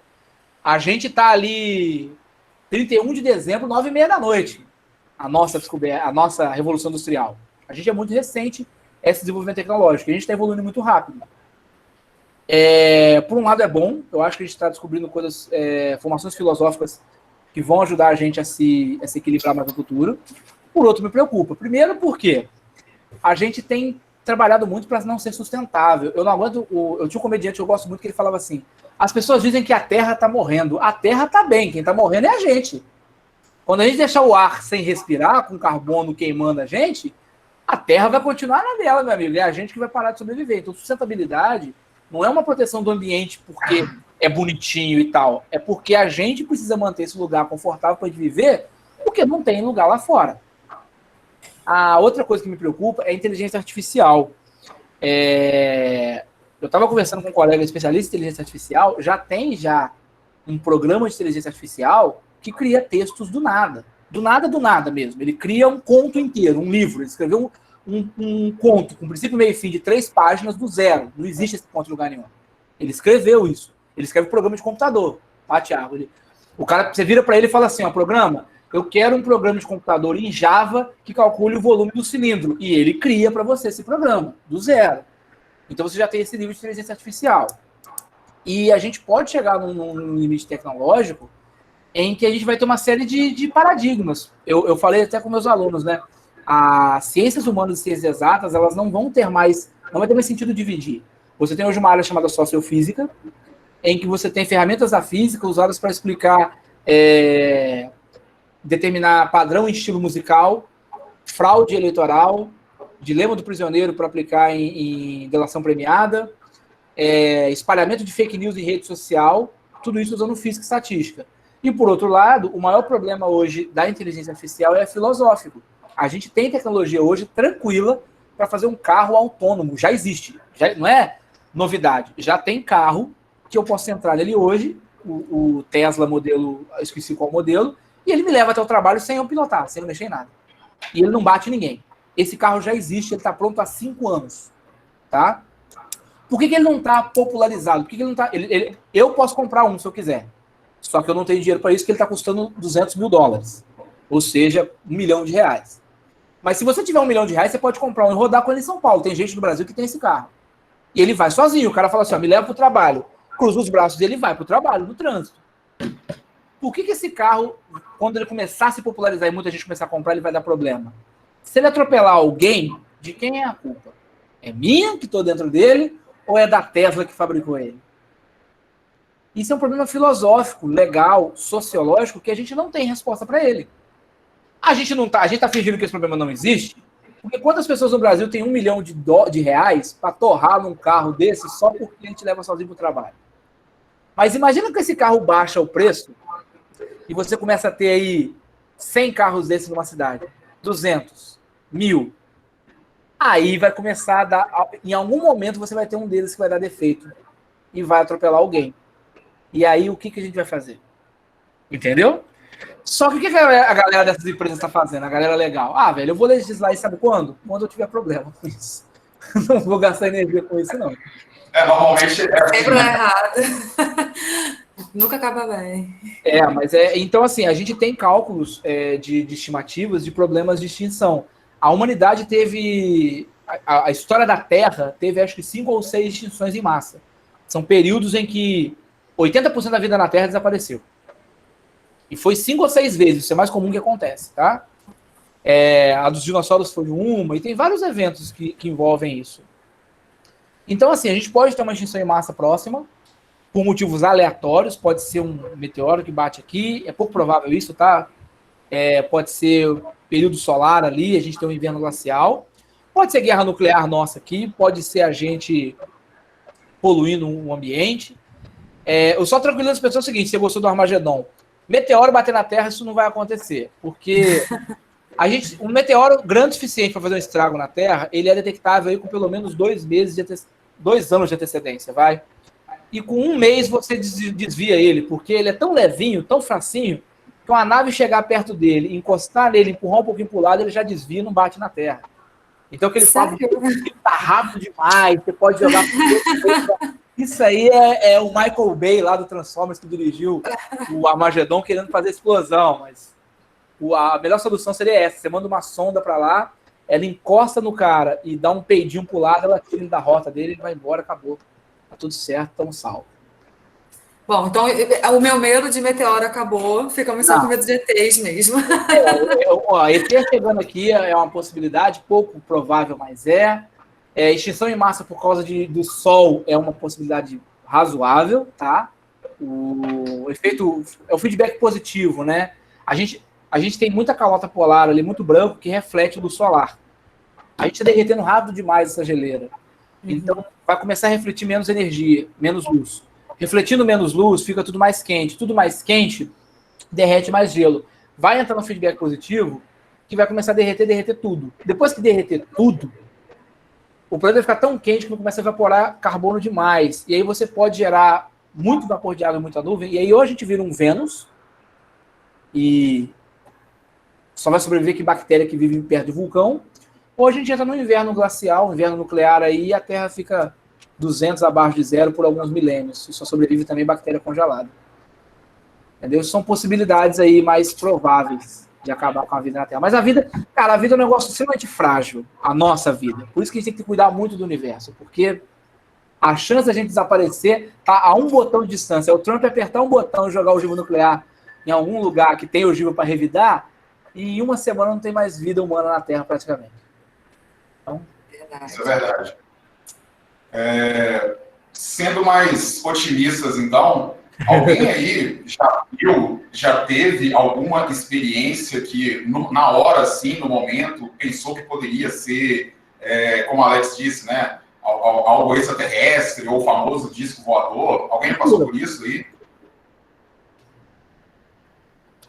Já vi umas coisas estranhas no céu, mas fui cética de achar que devia ser alguma coisa que eu não conseguia entender só o que era. Uma nave, um avião. A coisa mais comum na nossa vida... Alex, eu perguntei pro pessoal, aí enquanto alguém corresponde aí, ou tenta lembrar, eu vou te falar algo que aconteceu próximo com o meu primo.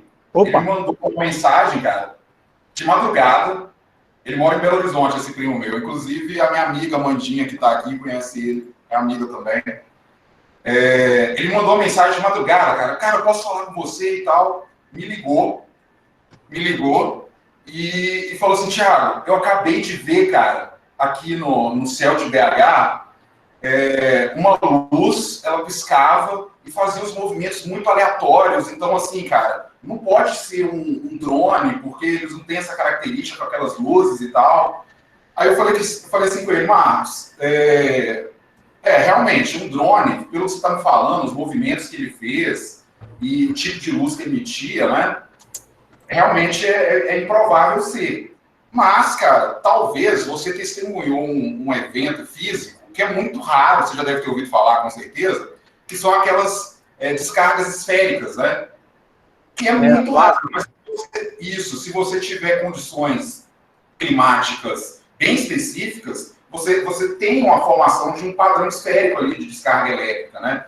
E aí, com as correntes de ar, correntes de convecção, o movimento pode ser aleatório, né?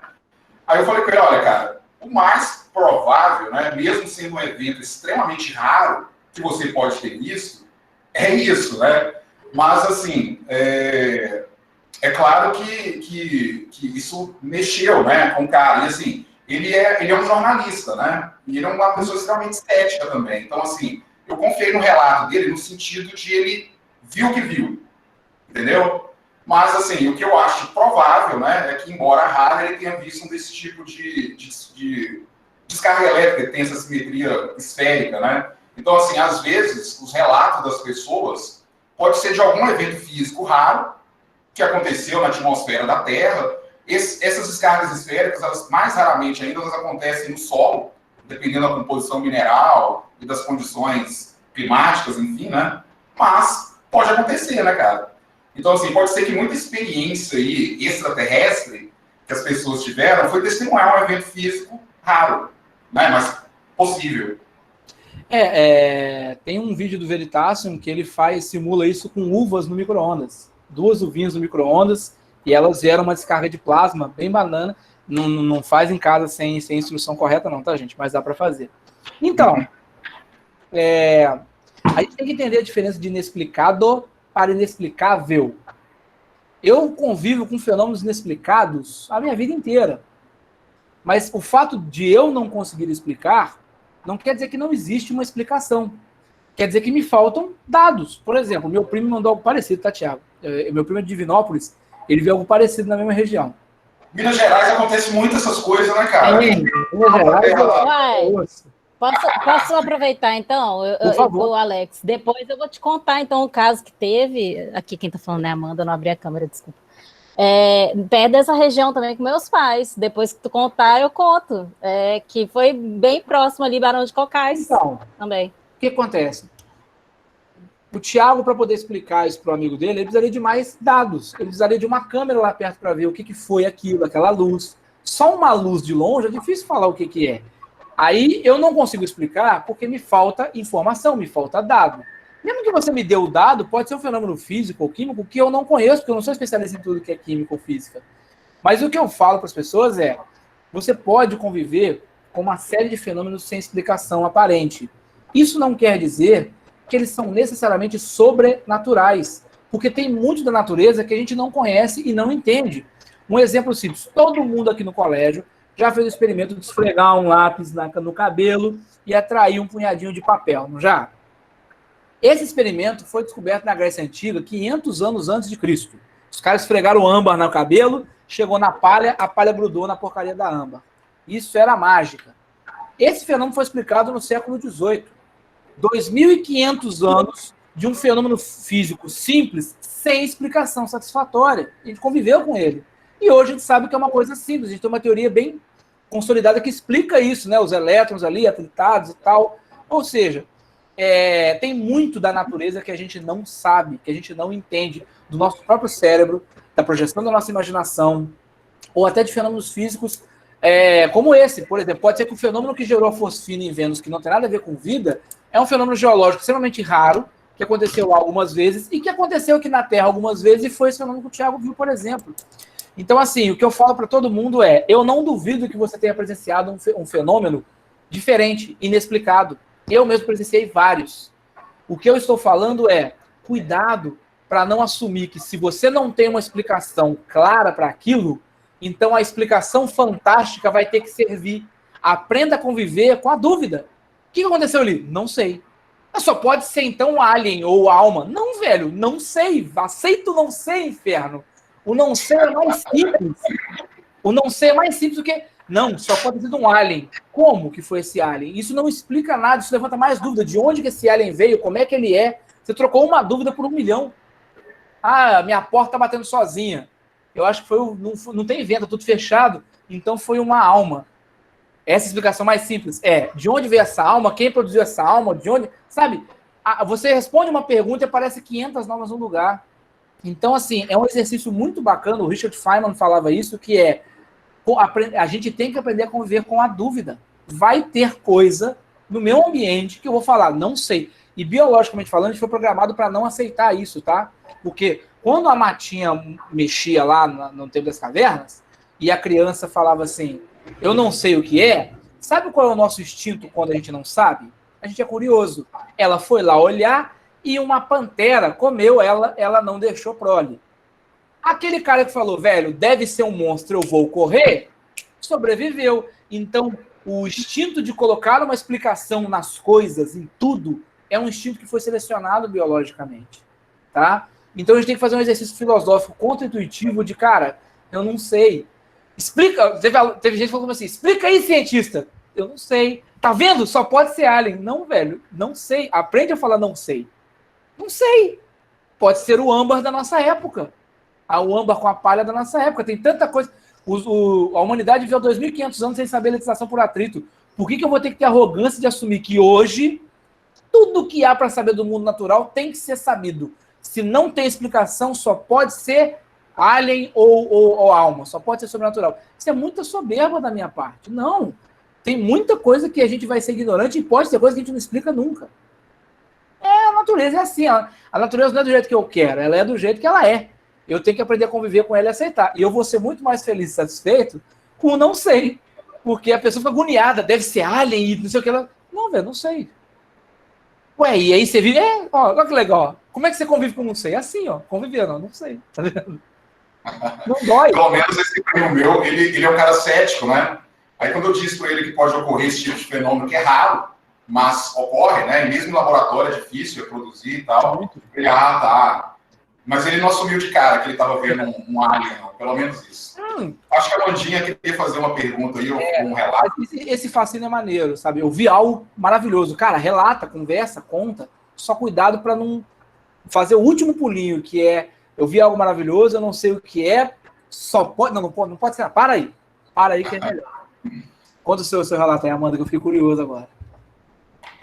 Ai, gente, vocês vão rir demais. Meus pais são do interior de Minas e eles não são nem um pouco céticos, né? Uhum. São pessoas que acreditam em tudo, mas um pouco. Mas eu sou uma pessoa meio cética com tudo. Eu não sou da área de física, então eu vou lançar isso, vocês vão me explicar. Quando eu era bem pequena, meus pais estavam, cara, tentar contextualizar isso. Eles me contavam falando que era 76. Eu não sou de 76, pelo amor de Deus. E aí eles estavam numa Brasília antiga, indo em direção a Barão de Cocais, no meio da estrada. Naquela época as estradas não eram tão iluminadas. E, de repente, a minha mãe viu uma luz lá no fundo da estrada. E aí ela conta que todas as luzes apagaram da estrada. E passou, tipo, uns 5 minutos, o carro desligou e não ligava. De jeito nenhum. E a luz foi aproximando, passou. Uns 10 minutos depois, as luzes da estrada reacenderam e o carro voltou a ligar. E eles até hoje, minha mãe jura de pé junto que era ET. Eu falei, mãe, como é que você sabe que era ET?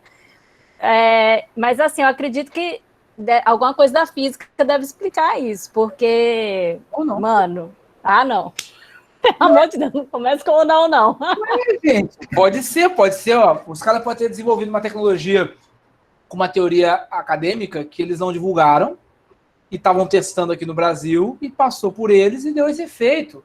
Pode ser muita coisa.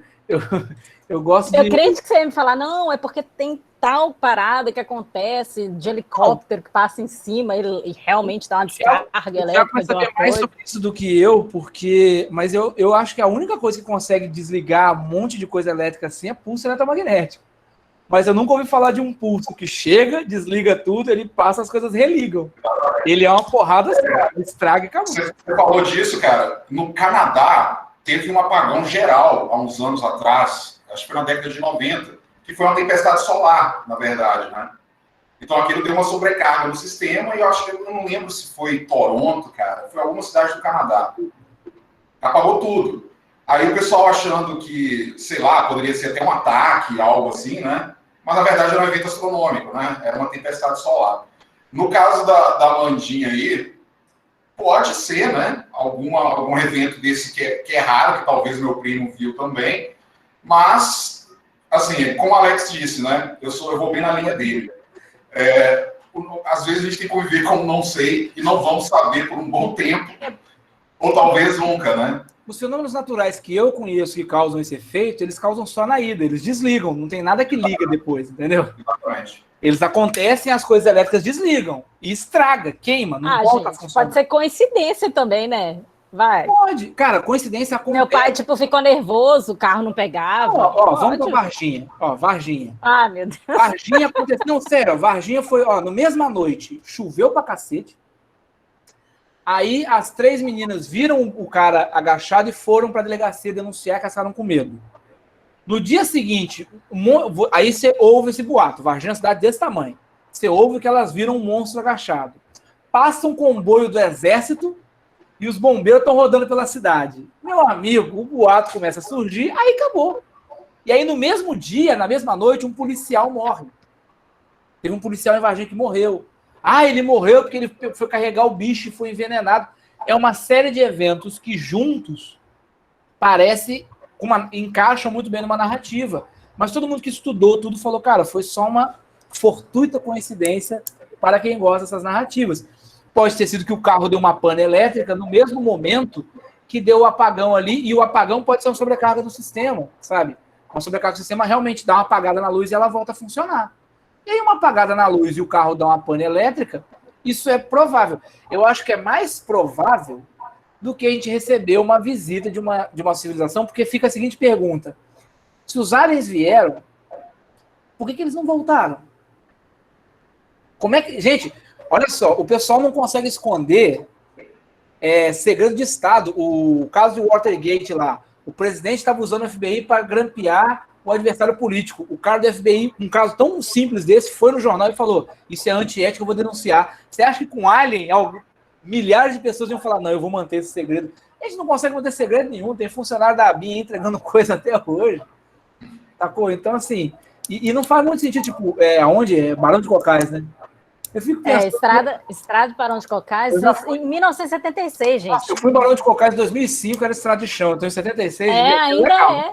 Eu fico pensando no Alien, tipo assim, cheguei na Terra, vou visitar os presidentes, vou impactar em Los Angeles. Não, eu vou em Barão de Cocais, botei lá um Xenon ali na nave, vou dar baixar o vídeo. O que eles estavam procurando, né?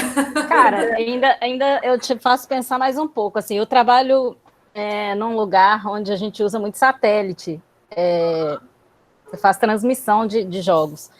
E, cara, vira e mexe, o sinal cai por tempestade solar. E aí eu fiquei atrelando, pensando exatamente nisso. Fiquei, cara, será que não tem alguma coisa de alguma... Tem lixo também, cara. A gente tem muito... O que acontece? Quando você coloca um satélite em órbita geoestacionário, você tem uma cláusula contratual que quando ele nunca fica paradinho na órbita dele, tá? Ele fica saindo do lugar porque a Terra não é perfeita. E ele tem que ficar gastando combustível para voltar para o lugar. Ele tem que, no finalzinho do combustível dele, dar um último tirinho para sair daquela órbita e ir embora para o espaço. E aí, só que os caras falam, pô, se eu gastar esse combustível e fizer isso, eu cumpro a lei.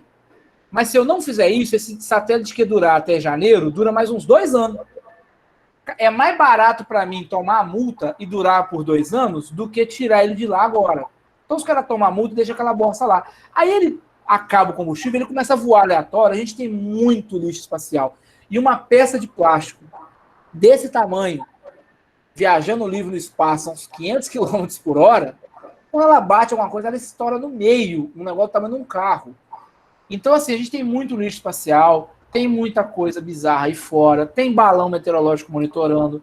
Aí, de novo, pode ter passado o balão meteorológico por cima, na mesma hora que a rede elétrica foi sobrecarregada, e aí você tem essa coincidência, e o carro ter dado uma pane elétrica. 3 coisas simples que acontecem ao mesmo tempo, você tem aí a invasão alienígena de Barão de Cocais. Ou não, ou era o alienígena. Ou era alienígena. Entendi. Vamos conviver. Tá bom. Obrigada, Alex. Ingrid, você pode continuar aí, mas acho que a gente já passou um pouco do horário, né? Caso alguém tenha mais alguma questão final, mas eu passo a bola para você aí terminar os trabalhos. É isso aí. Se alguém tiver mais algum comentário rápido a fazer, porque daqui a pouco começa a próxima atividade, eu vou estar lá também, tenho que correr. Alguém quer fazer mais um comentário, tirar alguma dúvida, relatar um caso aí de experiência? Se não, então, eu agradeço ao Alex pela presença, por toda a sua palestra, foi excelente, assim. Agradeço ao Thiago por tê-lo convidado, acho que foi Thiago, né, que o convidou. Foi. E convido todo mundo que está assistindo a conhecer o seu canal no YouTube, para a gente poder, enfim, continuar esse diálogo e aprendendo sobre astrofísica. É sobre astrofísica o canal ou não? Mais Ele é divulgação científica de modo geral. Eu fiz, por exemplo, tudo que eu falei nessa palestra, eu fiz 5 vídeos lá sobre vida fora da Terra. Eu exploro cada tópico em cada vídeo de modo mais detalhado. Tem vídeo sobre Vênus, mas eu falo de ciência de modo geral. Ah, sim. Então, enfim, um mundo aí de coisas para a gente conhecer e discutir. Obrigada a todo mundo pela presença. Boa noite a todos. Até mais para quem vai assistir as últimas atividades da nossa semana. A gente agradece a vocês pela presença. Lembrando que o certificado é daqui a 60 dias, vocês vão receber acho que por e-mail, né? Então é isso, gente.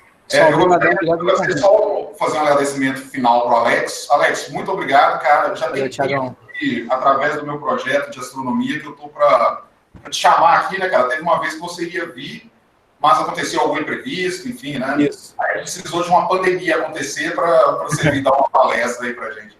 Mas, enfim, cara, a gente espera sair dessa situação logo, né? Assim, vai ter seu tempo, né? O tempo que a ciência tem para desenvolver vacina, enfim. Isso. Mas a gente espera pessoalmente lá no campus, nas atividades do Projeto Ares. Beleza? Vamos sim. Obrigado, muito obrigado pelo convite e boa noite e boas palestras. Tchau, tchau. Valeu, cara. Obrigado. Boa noite, pessoal. Tchau, gente. Boa noite.